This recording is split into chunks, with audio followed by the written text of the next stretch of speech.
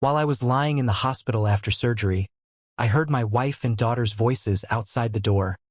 When he finally dies, we can get the insurance and start a new life. Me too, Mom. I'm tired of pretending to feel sorry for him. They walked into the ward with tight smiles. I just whispered thank you for the flowers. 2 weeks later, they paid for their cruelty. Life doesn't always give you warning signs. Sometimes it just slams into you at full speed and leaves you gasping for air. My name's Alex. I'm 48. I've been with Marina for 22 years, married for 20. We've got a daughter, Lily. Well, technically she's my stepdaughter, but I've raised her since she was a toddler. She's 16 now and getting ready for college applications. For most of our life together, I've been the guy who just quietly worked hard, 10-hour shifts, weekends when needed, skipped vacations so they could live comfortably. Nothing extravagant, but we owned a modest 3-bedroom home in a decent neighborhood and I thought we were okay. I was proud of what I built. Everything changed 2 weeks ago. I started feeling a burning pain in my abdomen, something sharp, deep, like someone was stabbing me from the inside. I thought it was just something I ate. I took some antacids, tried to sleep it off, but it only got worse. By the second night, I was sweating through my clothes and shivering. Marina took one look at me and drove me to the ER. It turned out my gallbladder was severely infected. The surgeon told me it was borderline rupturing, a mess waiting to happen. I was rushed into emergency surgery and things didn't go smoothly. There were complications. An infection spread post-op and I ended up stuck in the hospital for over a week, barely able to move, connected to IVs and painkillers that made everything hazy. But none of that, not the surgery, not the pain, not the needles, prepared me for what I overheard on day 3. I was in that weird medicated state where you're not fully asleep but not really conscious either. The kind of twilight where time slips through your fingers and thoughts feel like dreams. That's where I was, half out of it, when I heard footsteps outside my hospital room. It was Marina and Lily. They had texted earlier that morning, saying they were stopping by with flowers. I was about to call out, maybe even manage a smile, when I heard something that stopped my heart cold. Marina's voice. Soft, almost giddy. Once he's gone, we'll finally have enough to move. Somewhere better. Somewhere we actually deserve. Once he's gone. Not if. Not maybe. Once. It was like someone flipped a switch in my head. I froze, trying to make sense of it.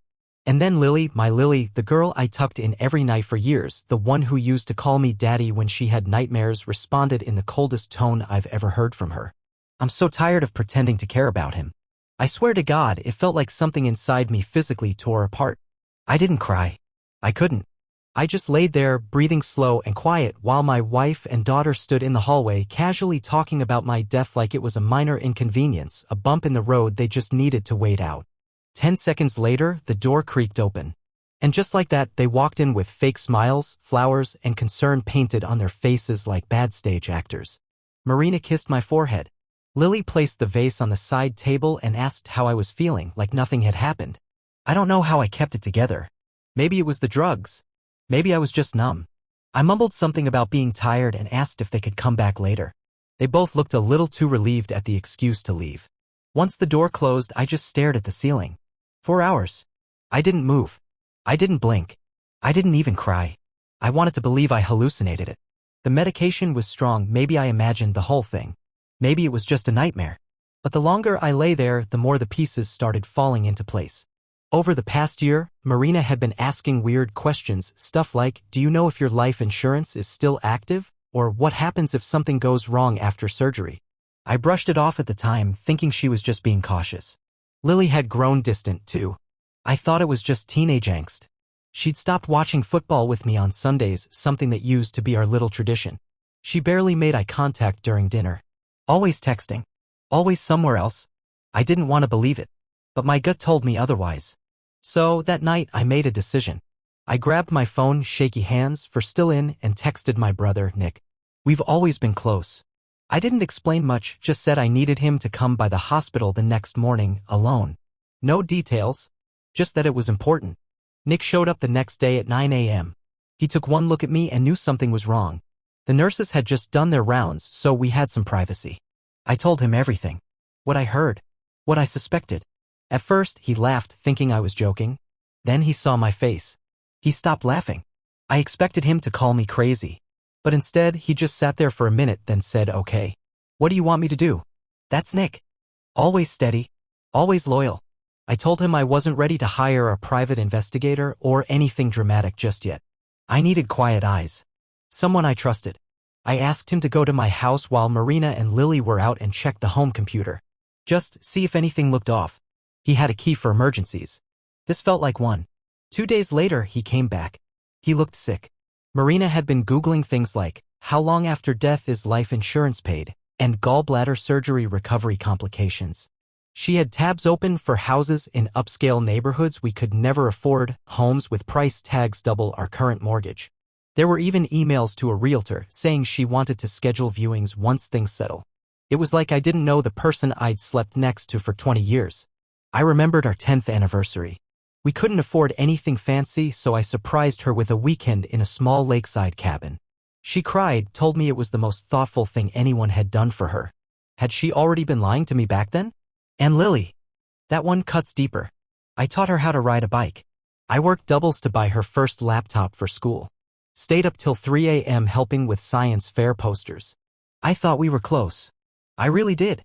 Not perfect, no parent and teen are, but I thought we had something real. Now I didn't know what was real anymore. The rest of my hospital stay passed in a surreal blur. They visited daily. I watched them with new eyes.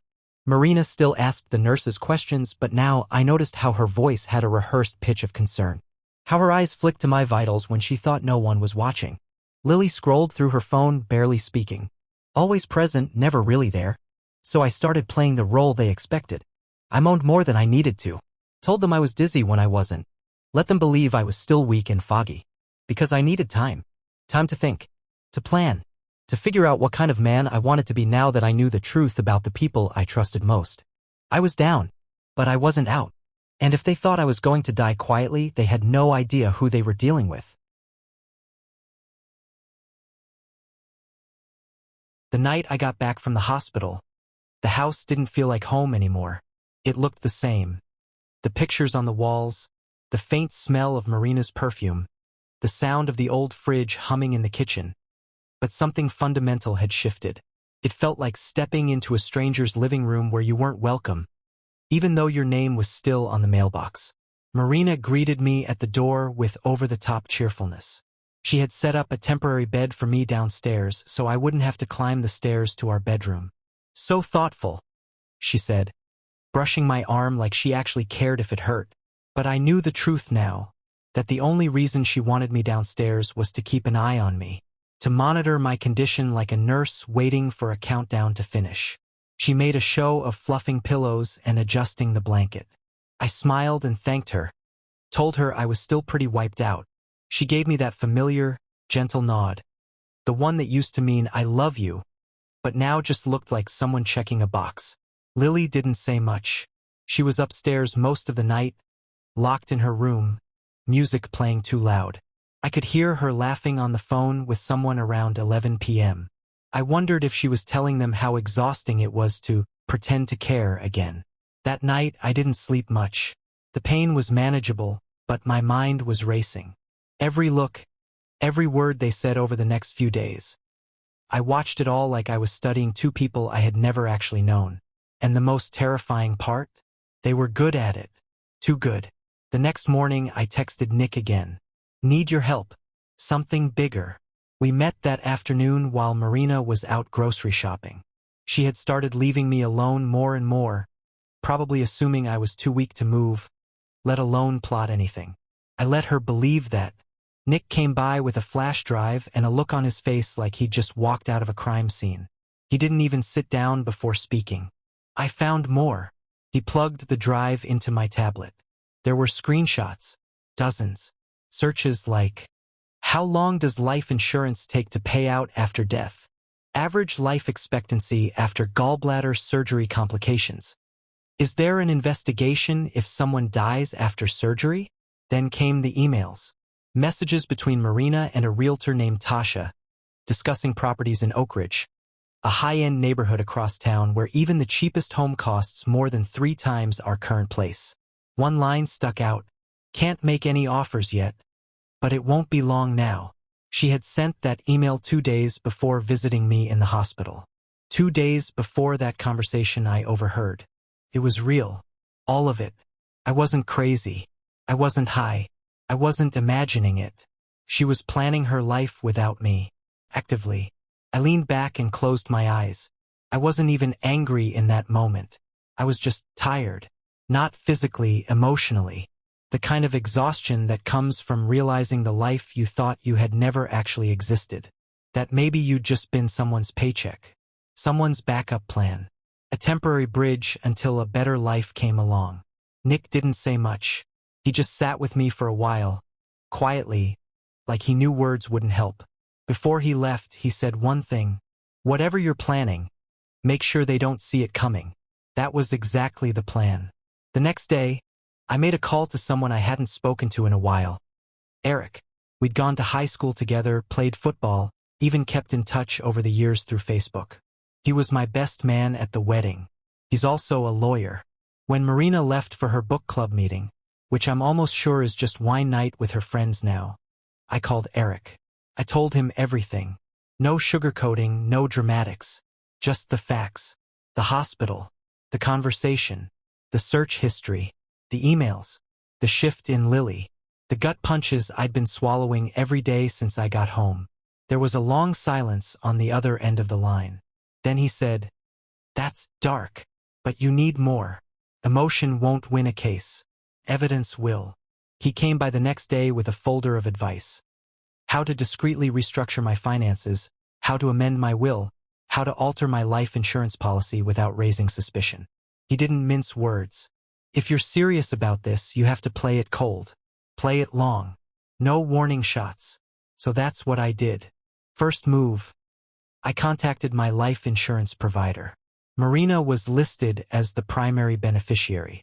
That had been set up over a decade ago, when Lily was still little. Back then, it made sense. Now, it was a death sentence. I had her removed. Replaced her with 2 new allocations.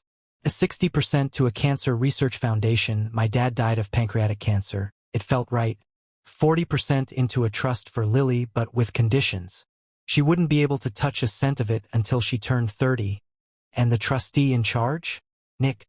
That meant even if I did die tomorrow, Marina would get nothing, and Lily wouldn't get it unless she stayed in college and avoided turning into her mother. Second move, our joint savings.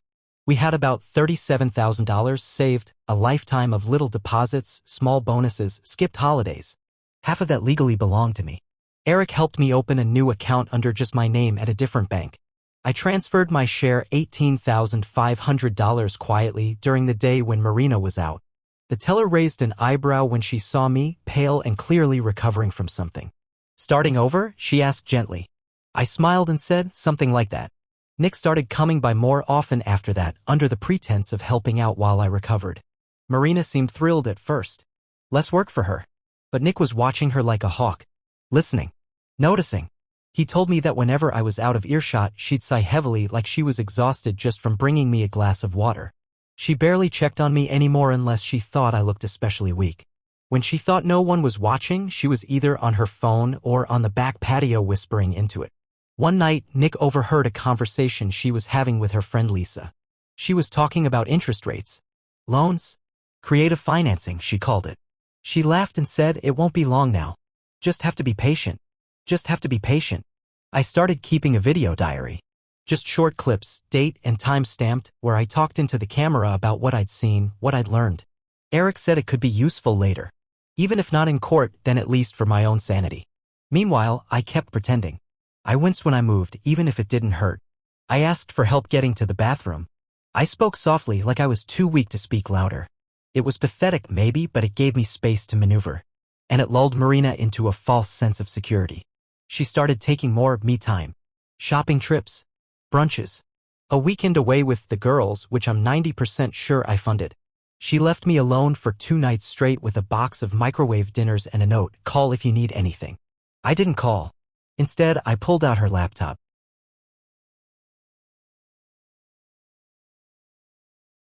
I wasn't proud of what I did that night. I sat there in the glow of the kitchen lamp, staring at Marina's laptop like it was a loaded weapon. Part of me still hesitated. There's a line you don't cross in a marriage, even a broken one. Snooping through your spouse's private things, it feels wrong. It should feel wrong. But then I remembered what I heard in the hospital hallway. I remember the casual cruelty in their voices. And just like that, the guilt vanished. I opened the lid. She hadn't even bothered logging out. Her inbox was wide open, a fresh email thread with Lisa right at the top. The subject line? Almost there. I clicked. There were messages stretching back weeks. Plans. Daydreams. Mentions of life after and starting clean. Discussions about the housing market in Oak Ridge. Lisa even recommended a real estate attorney. One email caught me off guard more than the rest. Marina had written, "Hanging in there. Won't be much longer now. Won't be much longer." Like I was just a storm cloud she had to wait out. Like I was already gone and she was just tying up loose ends. I sat there shaking. Not from pain. From pure, white-hot disbelief. I opened her browser history next. It was full of luxury furniture sites, vacation packages, spas. A Pinterest board called New Beginnings filled with tropical decor and beach homes.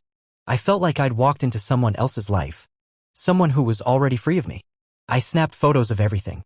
Dozens of screenshots. Labeled and backed up to the cloud. The folder on my flash drive was growing and so was my resolve. Over the next few days, I kept playing my role. I shuffled around the living room, made small, tired noises when I sat or stood. Asked for help opening jars I didn't need help with. I was the picture of helplessness, a recovering husband clinging to routine. And they bought it.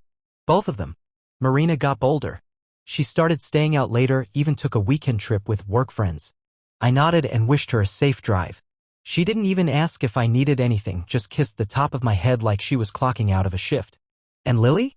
She was more complicated. I kept hoping, deep down, maybe irrationally, that she'd been swept up in Marina's bitterness, that she didn't really mean what she said that day in the hospital. Maybe she was angry. Teens lash out. They say cruel things they don't understand. I was willing to believe almost anything. Until I saw her phone. She'd left it on the kitchen counter when she went upstairs to shower. Her passcode was her birthday, she'd never changed it. I wasn't even looking for anything. I swear. I just wanted to check the time. But the screen lit up with a message from her friend. "Ugh, how's the nursing gig going?" Lily's reply made my stomach twist. Beyond annoying. I swear if I have to heat up one more bowl of soup I'm gonna scream. Can't wait to get out of the stump. Mom said we'll be in Oak Ridge by Christmas once the money clears. Another message from a different friend. "Dude, that's kinda messed up." And then Lily responded with the sentence that broke me in half. "Whatever. He's barely even my real dad anyway. Just the guy who married my mom." I dropped the phone. Literally. It slipped right out of my hand and hit the floor with a thud. I stood there frozen, staring at it like it had spoken aloud. That was it. The nail in the coffin. Not of our relationship that had died in the hospital hallway, but of the illusion I kept alive for myself. I wasn't her dad. I was the wallet. The chauffeur. The guy who paid for her braces, bought her prom dress, stayed up editing her essays, and sacrificed his life so she could have hers. To her, I was nothing. I didn't cry. Not then. I just went to the couch, laid down on the two fluffed pillows Marina insisted I needed, and stared at the ceiling in silence. My thoughts were loud, cluttered, angry, but mostly just sad. And then I thought about the college fund. Since Lily was 3, I'd been putting money aside for her education. It wasn't a 529 account, we never set that up, just a regular savings account under my name. Every month, without fail, I dropped in a little something. Birthday money, work bonuses, even tips from side jobs. It wasn't much at first, but over 13 years it added up. $42,000. All for her. For her future. And now? That money was going toward an escape plan I wasn't even supposed to survive. I called Eric again. He picked up on the first ring. "Tell me it's legal to move the college fund," I said. My voice sounded dead to my own ears. "It's in your name," he replied. "You can do whatever you want with it. Even spend it on fishing gear if you feel like it." I didn't laugh. I just said I want to put it in a trust. We drafted the paperwork the next day. The money would be held in an education-only account.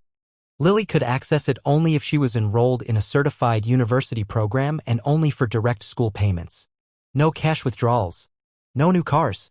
No new clothes. No shiny apartment in Oak Ridge. Nick would be the trustee. Not Marina. I knew he'd hold the line. That night, I sat at my desk and gathered everything into a neat digital folder. Photos of browser history. Screenshots of emails. Lily's messages. The insurance policy update. Bank statements. The video diary logs. I backed it all up on a cloud drive. Printed a hard copy. Put it in a manila folder marked November. Then I typed out one more thing, a message to both of them. Family dinner tomorrow night. Just us. I'm finally feeling strong enough to celebrate a small victory. Marina responded with, That's great. I'll make a dessert.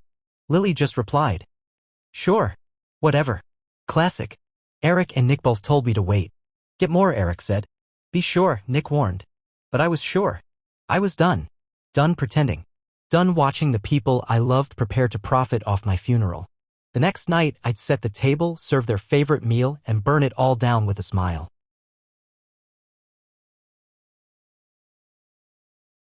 I spent most of that day pacing around the house. My body still ached a little, recovery was slow, but I forced myself to stay on my feet. Something about keeping busy helped calm my nerves. I kept checking the clock, wondering if I was really going to go through with it. Then I remembered Lily's text. Just the guy who married my mom. Yeah, I was doing this.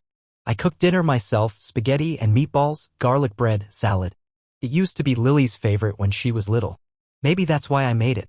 Maybe part of me still wanted to remember who I thought she was. I set the table with the good plates, the ones we usually kept hidden in the cabinet for holidays we barely celebrated. Everything looked almost too perfect.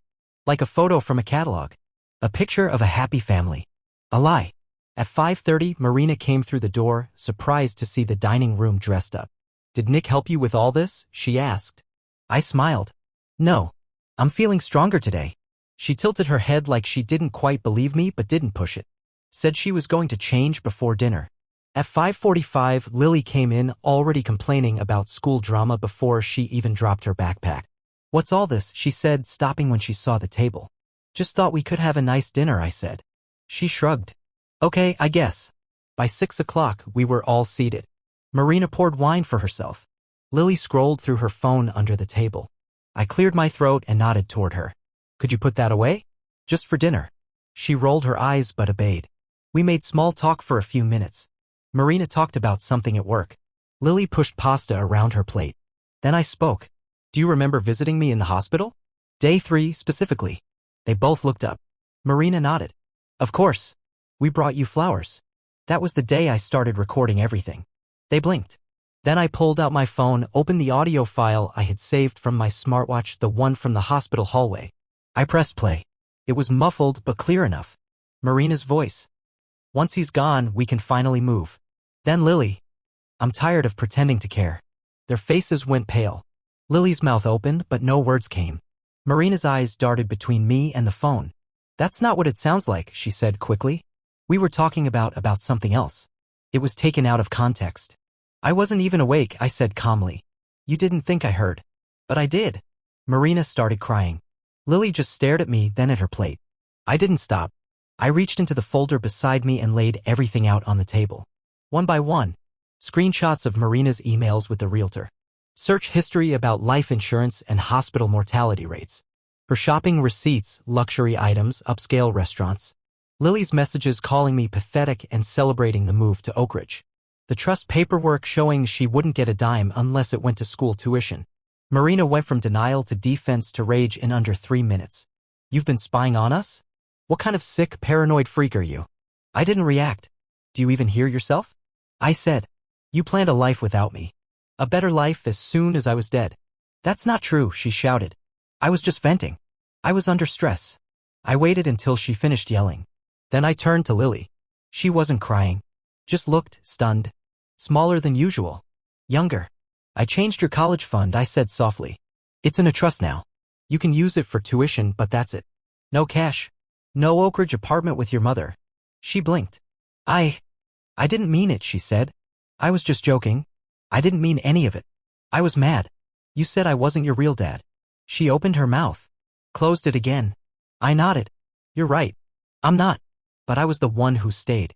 I was the one who showed up. And you threw that away. I'm sorry, she whispered. I hope you are. Marina tried a new tactic then, the we can fix this card. Said we should go to therapy, work through it, that families make mistakes.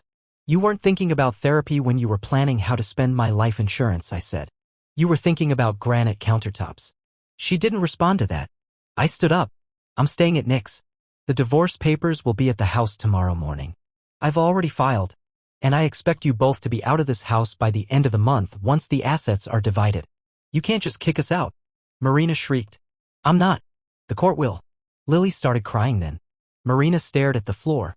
I grabbed my bags from the hallway. I'd packed them earlier and walked out. Nick was waiting in his car down the street. I got in without a word. We didn't speak for the first 10 minutes of the drive. Finally, he asked, "You okay?" I looked out the window. Not even a little. But I'm free. It's been 6 months since that night. The divorce is finalized. Marina didn't get much. Eric made sure of that. The evidence, all of it, painted a pretty clear picture for the judge. She now lives in a small apartment near her sister. She's working full-time for the first time in years.